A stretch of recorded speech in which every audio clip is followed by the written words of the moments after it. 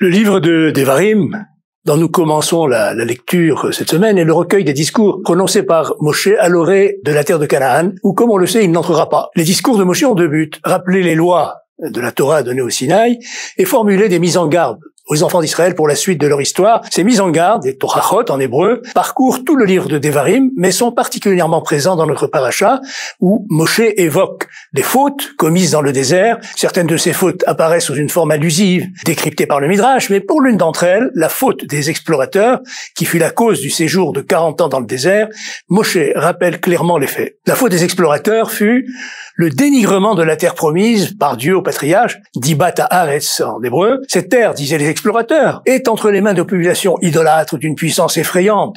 Elle ne peut être conquise et habitée par nous. Ce dénigrement de la terre a suscité un mouvement de panique et de découragement dans le peuple.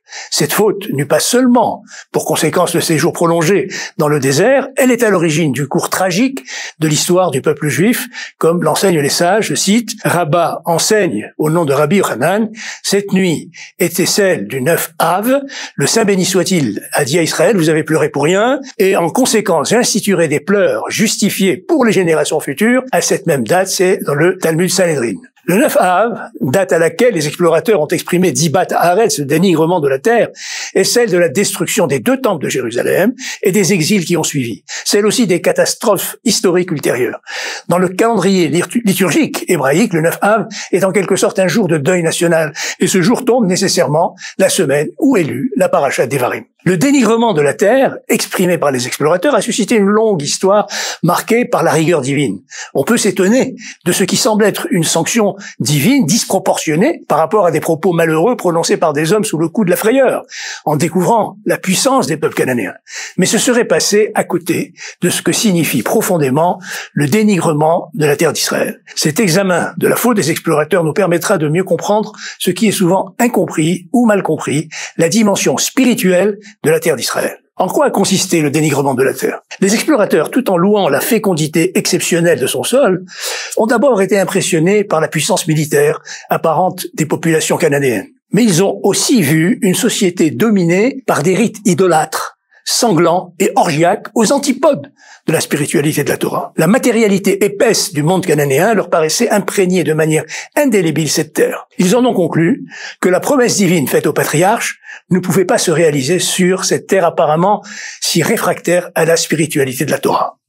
Leur manque de foi en la parole divine, alors qu'ils avaient été témoins de miracles inouïs, notamment lors de la sortie d'Égypte, était bien sûr impardonnable, mais il y a néanmoins une question inévitable. Pourquoi la terre où doit s'installer le peuple porteur de la Torah est-elle non seulement occupée par d'autres peuples, mais de plus dominée par des énergies spirituelles négatives, des forces impures, des clipotes dans le vocabulaire des kabbalistes? La réponse est que ces forces impures, comme les mouches sont attirées par le miel, s'installent là où il existe des gisements de sainteté. Autrement dit, la matérialité grossière de Canaan était le signe de la dimension spirituelle exceptionnelle de cette terre. Les explorateurs n'ont pas su voir au-delà des apparences. Ils n'ont vu que la clipa, l'écorce, et non le fruit, la pulpe qu'elle tenait prisonnière. Le but de l'installation d'Israël en Canaan est justement de dégager la lumière hors de l'opacité de la clipa. Ce but est la visée même du projet divin. Comme l'enseigne un Midrash profond, Midrash Tanchuma, Nassau 16, le désir du Saint béni soit-il, en créant le monde, était d'avoir une résidence dans l'en-bas, dira Batartonim. La terre de Canaan est le point géographique choisi par Dieu où la présence divine peut se fixer et, à partir de là, rayonner dans le monde. Toutefois, pour se fixer, la présence divine doit d'abord être accueillie. Et c'est la fonction d'Israël d'offrir le réceptacle adéquat. Ce réceptacle, ce n'est pas seulement le temple, mais, pourrait-on dire, c'est la société tout entière, dont seul un niveau éthique élevé peut attirer et retenir la présence divine. Comme le soulignent les sages, la Torah et les mitzvot, c'est-à-dire les outils, entre guillemets, pour forger le réceptacle, sont destinés spécifiquement à la terre de Canaan.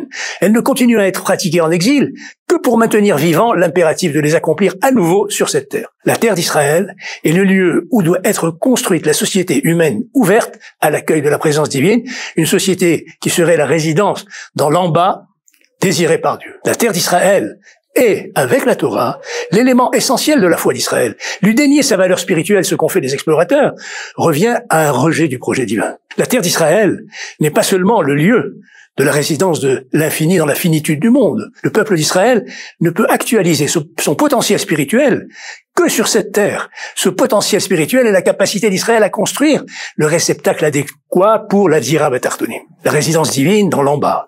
C'est dire qu'il faut qu'à chaque génération, la conscience de la dimension spirituelle de la terre d'Israël soit présente et forte.